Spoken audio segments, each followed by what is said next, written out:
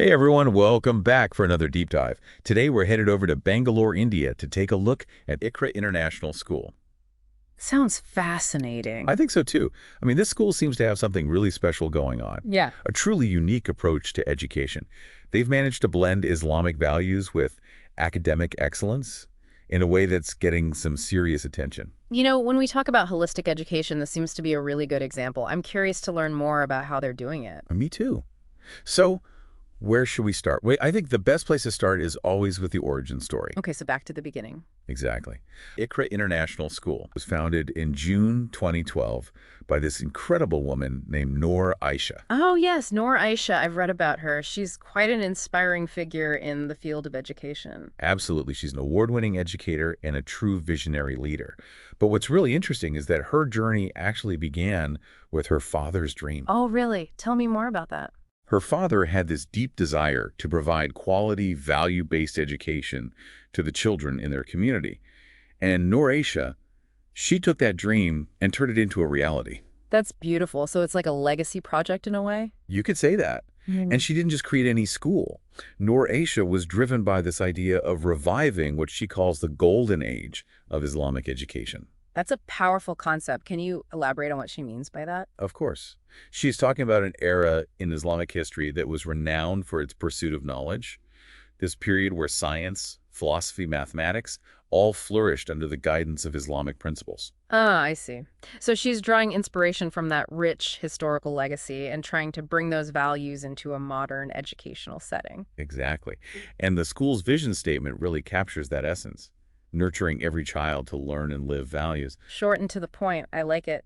But it also raises the question, what values are we talking about specifically? Good question. They have this really well-defined mission statement that outlines those values. Let's hear it. They talk about cultivating a new generation of dynamic individuals guided by religious scriptures.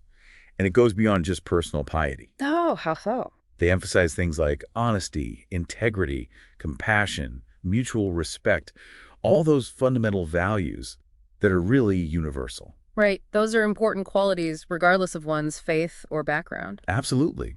But they also highlight the importance of empowering students to make a positive impact on the world around them. So it's not just about personal growth, it's about contributing to society as well. Precisely. They want their students to be active, engaged citizens who are committed to making a difference. That's really interesting. They seem to be emphasizing both personal and social responsibility. They really are. And they believe that these values are intertwined, that by developing strong moral character, students will naturally be inclined to use their knowledge and skills for the betterment of others. It makes sense. When you have a strong sense of purpose and values, it guides your actions in all aspects of life.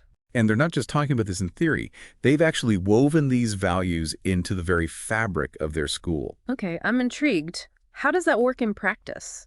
How do you integrate something as broad as Islamic values into a school curriculum? That's where it gets really fascinating.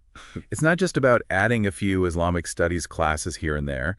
They've created a curriculum that blends Islamic teachings and practices with academic subjects across all grade levels. Wait, so we're talking about integrating Islamic principles into subjects like math and science. Got it. They've found creative ways to connect even seemingly secular subjects to their core values. Okay, now I'm really curious. I have to admit I'm a bit skeptical. How on earth do you bring Islamic values into something like math? It's numbers and formulas. It might sound a bit unusual, but they have this really interesting approach to math. They emphasize the concept of counting blessings and understanding abundance. Counting blessings and understanding abundance. Okay, I'm listening. Tell me more. Imagine this. Children learning to count. But they're not just seeing numbers. They're recognizing those numbers as blessings from a higher power. That's a unique perspective. So it's about instilling a sense of gratitude, even in something as basic as counting. Exactly. And it goes beyond that. Addition becomes combining blessings, subtraction becomes self-reflection, multiplication symbolizes the growth of good deeds, and division represents sharing blessings with others. Wow, that's pretty clever. It's not just about memorizing multiplication tables. It's about understanding the concept of abundance, gratitude, and sharing. And it's not limited to math. They bring this same kind of thinking to science as well. They encourage students to see the hand of the Creator in the laws that govern the universe. So it's not about rejecting science, but rather enriching it with a deeper sense of wonder and purpose. You got it. They believe that all knowledge, whether it's science, math, or language, ultimately points back to the Creator. This is fascinating stuff. I'm starting to understand how they're weaving these values into the curriculum. I'm glad to hear that. It's quite an innovative approach. It really is. And it seems to be working.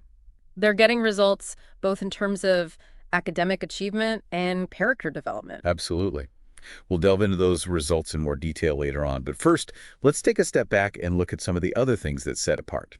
Great idea. I'm particularly interested in hearing about their approach to extracurricular activities and community engagement. From what I've gathered, they have a very holistic approach to education.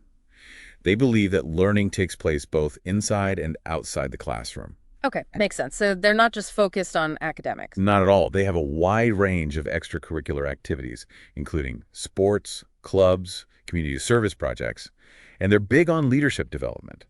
They want their students to be well-rounded individuals who are prepared to make a difference in the world. It's like they're trying to equip their students with all the tools they need to thrive in life, not just academically, but also socially, emotionally, and spiritually. Exactly.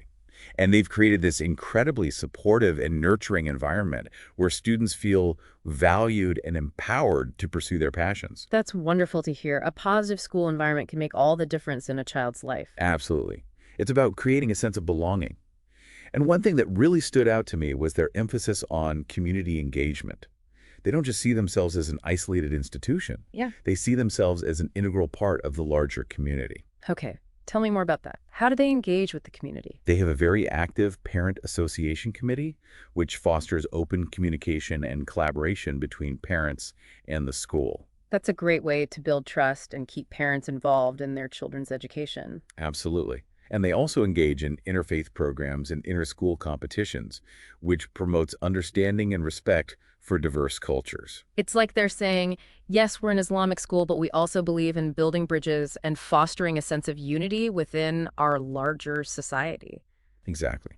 And one of the things that really impressed me was their commitment to individualized attention. They have a relatively low student-to-teacher ratio, which allows them to really focus on each child's unique needs and potential. That personalized approach can be so valuable, especially in today's world where standardized testing and one-size-fits-all education often overshadow individual learning styles. I couldn't agree more. And they also have a strong pastoral care system in place, with many staff members having their own children studying at Iqra International School. Oh, that's lovely. It creates a real sense of family and shared purpose within the school community. Exactly. It's not just a job for them, it's a personal commitment. This is all incredibly impressive. It sounds like they've created a truly exceptional learning environment. I think so too. And what's really amazing is that they're not doing this in isolation. They're very much a part of a larger movement to provide quality Islamic education. Oh, that's interesting. So they're not just focused on their own success. Not at all. They actively collaborate with other Islamic schools, sharing best practices and resources to strengthen the community as a whole. It's refreshing to hear about a school that prioritizes collaboration over competition. I think that's a really important lesson for all of us, regardless of our background or profession. I agree. And it seems to be a core part of their philosophy. They don't see themselves as being in competition with other Islamic schools. Instead, they're working together to raise the bar for Islamic education as a whole. Precisely. They believe that by working together, they can create a stronger and more vibrant educational landscape for future generations. And it's not just talk. They're actually walking the walk. Okay, I'm eager to hear more about that. But before we dive into the specifics of their curriculum and teaching methodologies, let's take a quick break. When we return, we'll explore how this vision translates into action in the classroom. All right, so let's get into the nitty-gritty of how they actually bring this vision to life in the classroom. Yeah, let's dive into the curriculum. Perfect.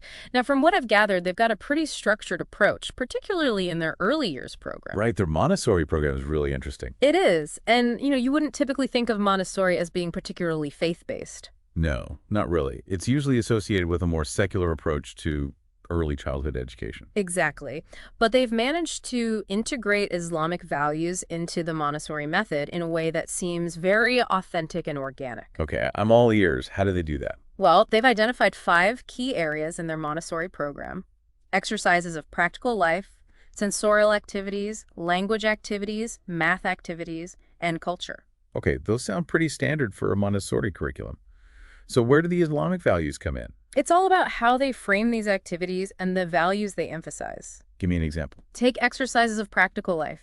Things like pouring water, buttoning clothes, setting the table. Right, those are all about developing fine motor skills and independence. Exactly. They emphasize the concept of serving with a purpose. Serving with a purpose. Okay, I like that. So even something as simple as pouring water for a classmate becomes an act of kindness, a way of showing care and respect. Ah, I see. It's about instilling a sense of service and recognizing that even small actions can have a positive impact on others. Precisely. And they apply the same principle to other areas as well. Like what? Well, in sensorial activities, the focus is on appreciating the creator. Okay, that makes sense. So children are encouraged to explore different textures, colors, sounds, smells, to really engage their senses and appreciate the beauty and diversity of the world around them. And in doing so, they're also developing an awareness of the Creator's hand in all things. Exactly. It's a beautiful way to connect their sensory experiences to their faith. I love that. It's about finding those deeper layers of meaning in the everyday. What about language activities? In language activities, they incorporate Islamic poetry, rhymes, and nasheeds. Nasheeds. For those of us who might not be familiar, could you explain what those are? Sure. Nasheeds are basically Islamic songs or chants, often without musical instruments. They can be very beautiful and often convey moral lessons or spiritual themes. So by incorporating nasheeds into their language activities, they're not just teaching vocabulary and grammar, they're also exposing children to a rich tradition of Islamic art and expression. Precisely. And they do something similar with math activities. Remember that concept of counting blessings and understanding abundance we talked about earlier? Yeah, that was a good one. Well, that's a core part of how they teach math. They want children to see numbers as blessings from God, to appreciate the abundance in their lives, and to understand the importance of sharing those blessings with others. It's about teaching math, but also teaching life lessons about gratitude, responsibility, and generosity. Absolutely. And then there's culture, which covers areas like botany, zoology, and geography. Those sound like pretty straightforward subjects. How do they manage to weave Islamic values into something like botany? They might study plants mentioned in the Quran, like the olive tree or date palm. Oh, interesting. Or they might explore the concept of environmental stewardship from an Islamic perspective, emphasizing the importance of caring for God's creation.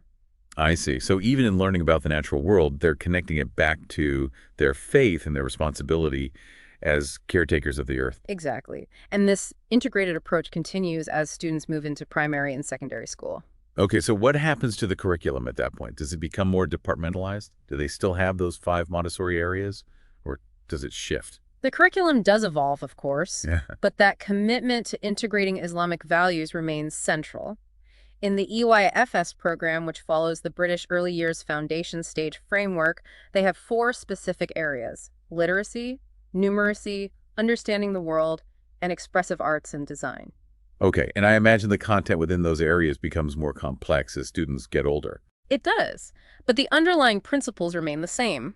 For example, in literacy, they might focus on reading and writing, but they'll also incorporate Islamic vocabulary and concepts into their lessons. So they're not just learning to decode any words, they're learning words that are relevant to their faith and culture. Exactly. And in numeracy, they continue with that counting blessings approach, but the math concepts become more advanced. Right, so it's not just about basic counting anymore. Exactly. It's about applying those principles of gratitude and abundance to more complex mathematical operations. What about understanding the world? What does that area cover? Understanding the world is all about helping students make sense of their place in a complex and diverse society. It covers topics like people and communities, the world, and technology. Okay, so pretty broad scope there. How do they bring their Islamic values into those topics? Well, in people and communities, they might explore the concept of social justice from an Islamic perspective, or learn about the contributions of Muslims to various fields throughout history. So it's about showing them that their faith has a rich and relevant history, and that they have a role to play in building a just and compassionate society. Exactly. And in the world, they might study different cultures and religions, emphasizing respect for diversity and the importance of interfaith dialogue. That's so important in today's world. It's about building bridges and fostering understanding across different cultures and faiths. Absolutely. And in technology, they might discuss the ethical implications of technology from an Islamic viewpoint. They want students to think critically about how technology can be used for good and how to avoid its potential pitfalls. It's about equipping them to be responsible and discerning users of technology, which is so crucial in this digital age. Precisely. And then we have expressive arts and design, which is all about fostering creativity and self-expression. I'm curious how they integrate Islamic values into something like art. They might introduce students to Islamic calligraphy, which is a beautiful and intricate art form, or they might explore geometric patterns and symbols that are common in Islamic art and architecture. So even in art, they're finding ways to connect it back to their faith and their cultural heritage. It's really quite remarkable how they've managed to integrate Islamic values into every aspect of the curriculum. It really is, and that integration continues as students move into secondary school. So what happens at the secondary level? Do they still have separate classes for religious studies? They do. They have a dedicated program for Quranic, Islamic, and Arabic studies, or QIAS. And this program aims to deepen students' understanding of their faith and develop their Arabic language proficiency. So it's not just about surface level knowledge. They're really equipping students to engage with their faith on a deeper level. Exactly. But they also make sure that their secular subjects are rigorous and challenging. Yeah, I imagine some people might worry that a school with such a strong religious focus might neglect the academic side of things. But that's not the case at all. They offer a comprehensive curriculum that includes advanced language studies, science, mathematics, and they even offer internationally recognized programs like the IGCSE and the International Advanced Level, IAL, both through Edexcel. So they're preparing their students for success in higher education, whether they choose to study in India or abroad. Absolutely. And they're doing it in a way that nurtures their minds, hearts, and spirits. It's a truly holistic approach to education. I'm really impressed by what I'm hearing. It sounds like they've created a system of education that's both academically rigorous and spiritually grounded. I agree. They've managed to strike that balance in a way that's really inspiring. And they've done it in a way that's deeply connected to their cultural heritage. It's not just about importing Western educational models. It's about creating something that's authentically Indian and authentically Islamic. And that's what makes their story so compelling. They're not just educating students, they're shaping the future of education itself. All right, so we've talked about their philosophy, their curriculum, their teaching methods. But the big question is, what kind of impact is all of this having? That's the million-dollar question, right? Are they actually walking the walk? Exactly. It's one thing to have a nice vision statement, but are they actually making a difference in the lives of their students and the wider community? Well, from what I've gathered, the answer is a resounding yes. Okay, I like what I'm hearing, but give me some specifics. What kind of evidence are we talking about? Well, first of all, their growth has been nothing short of phenomenal. Remember, they started with just 98 students back in 2012? Yeah, that's pretty small. Right.